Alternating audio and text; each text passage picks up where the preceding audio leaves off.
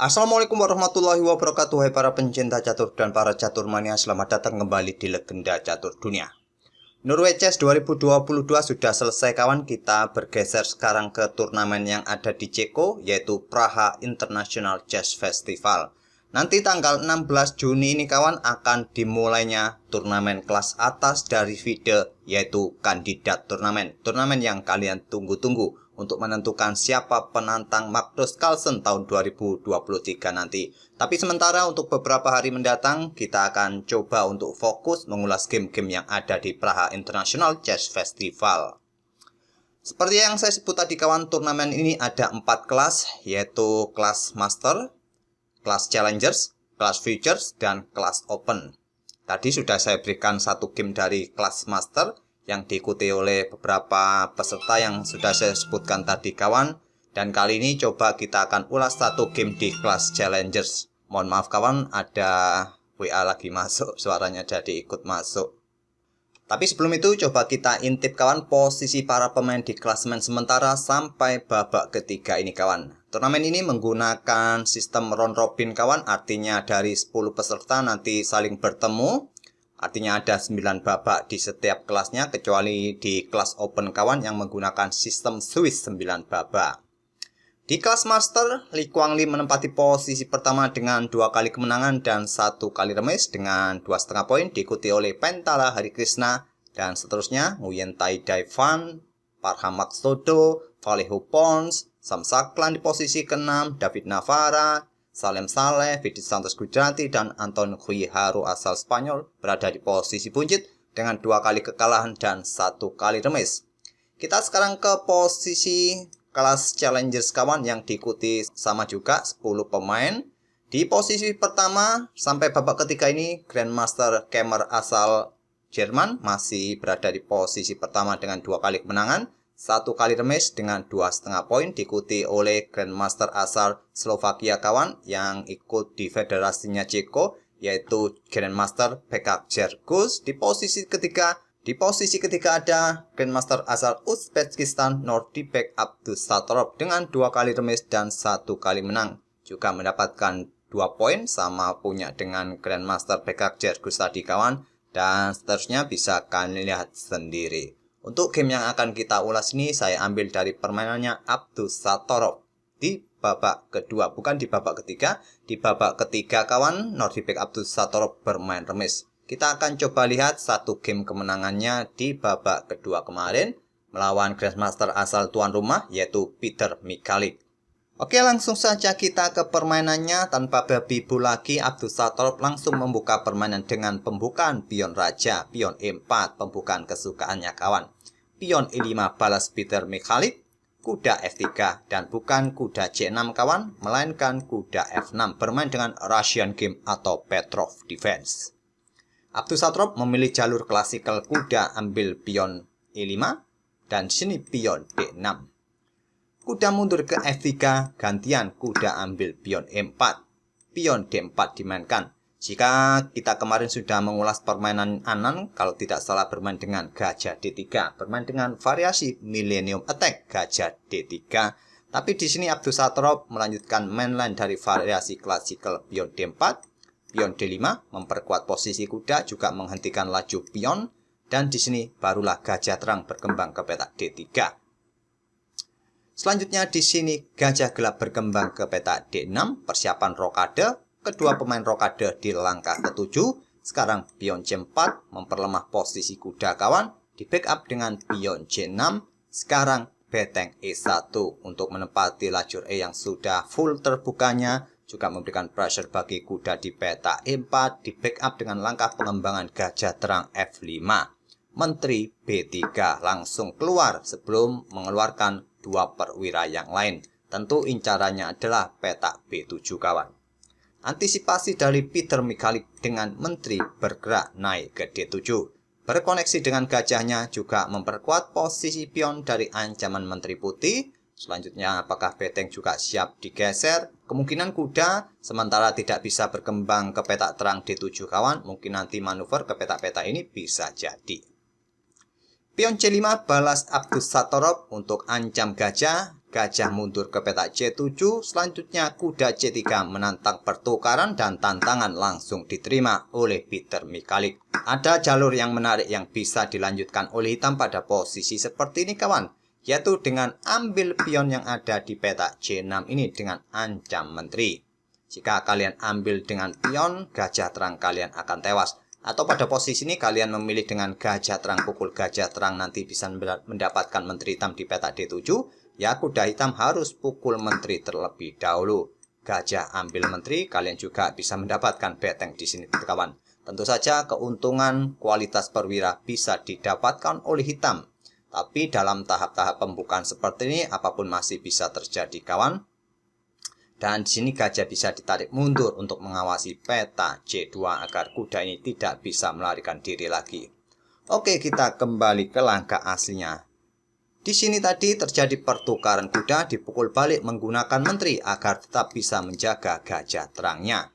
Kuda berkembang ke peta A6, gajah tidak coba ditarik mundur kawan karena dalam posisi penjagaan menteri. Kuda segera berkembang agar betengnya segera terkoneksi dan menuju pusat nanti. Selanjutnya gajah gelap juga berkembang ke D2. Lanjut Abdus Satorov. Di sini beteng A ke E8 menantang pertukaran ditolak. Pion B4 dimainkan. Selanjutnya pion A4. Pion ini siap didorong untuk menantang pertukaran, membuka dua lajur di lajur atau di sayap menteri nanti kawan. Gajah mundur ke petak B8.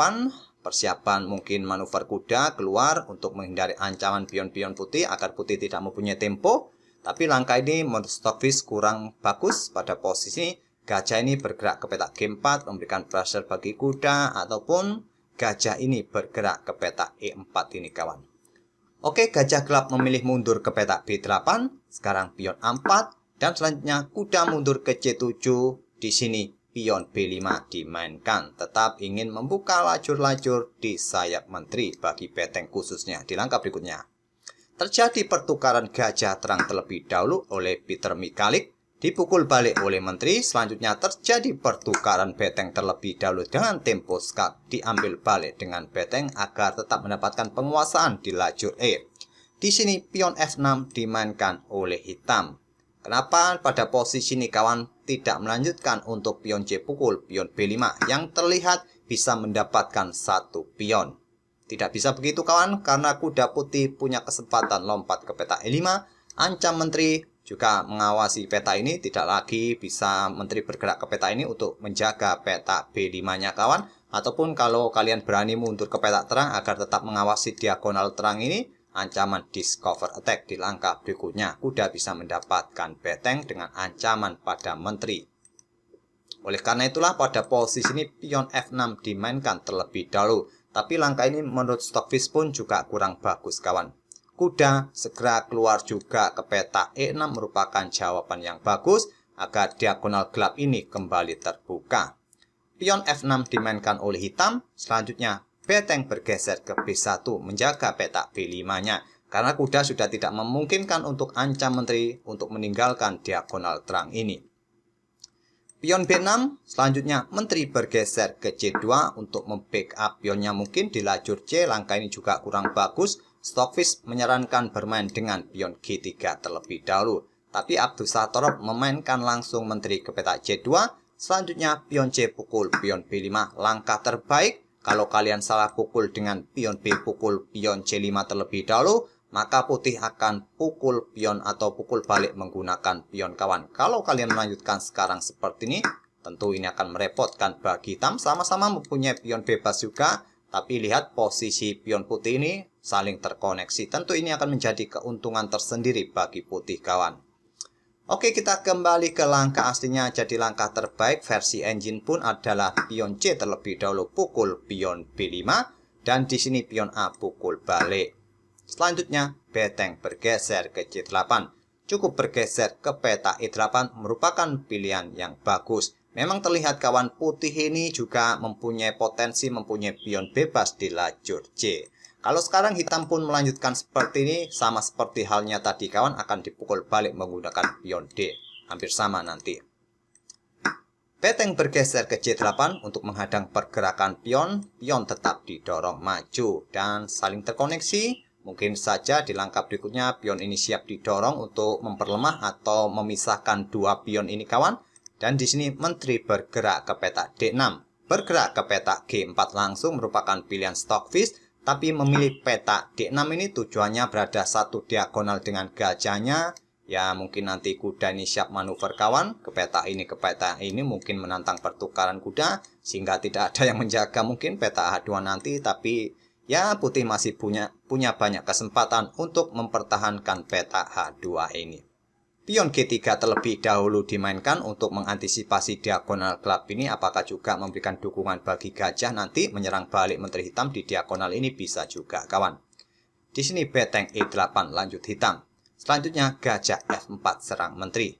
Menteri bergeser ke peta A3 ancam kuda. Di sini terjadi pertukaran gajah pukul kuda terlebih dahulu dipukul balik oleh gajah.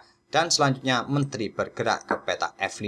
Mencoba menginfiltrasi kawan. Apakah nanti bergerak ke peta ini? Ancam beteng, ancam gajah juga untuk sementara melindungi kuda yang ada di peta F3 dari ancaman menteri hitam.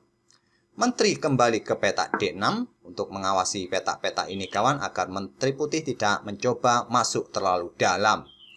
Beteng bergeser ke E1 menantang pertukaran. Ditolak. Beteng bergeser ke D8. Selanjutnya pion H4. Membutuhkan dukungan bagi serangan berikutnya untuk mendukung menteri di sayap raja. Selanjutnya menteri bergerak mundur ke peta F8. Berani meninggalkan peta ini karena di sini sudah ada beteng yang menjaga. Dan Abdus Satrop terus mendorong pionnya maju ke H5.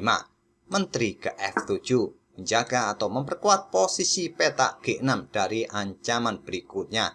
Di sini kuda manuver ke peta H4. Gajah D6 lanjut hitam kawan. Persiapan mengawasi peta ini mungkin ataupun siap bergerak di diagonal ini ancam beteng bisa jadi. Dan pada posisi ini merupakan titik kritis dalam game ini kawan. Silakan pause video ini untuk beberapa detik dan coba temukan langkah terbaik bagi putih di langkah berikutnya.